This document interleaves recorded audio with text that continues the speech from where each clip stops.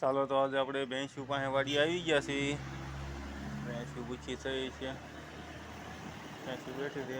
બે ભેંસું છે, એક ગાય છે. ભેંસું વાટું ઝાર વાટવાની છે.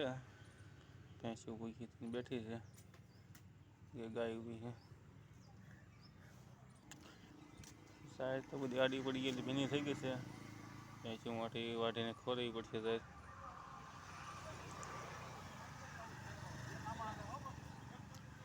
પાણી અડી ગયું, પાંદડા બધા બગડી ગયા છે.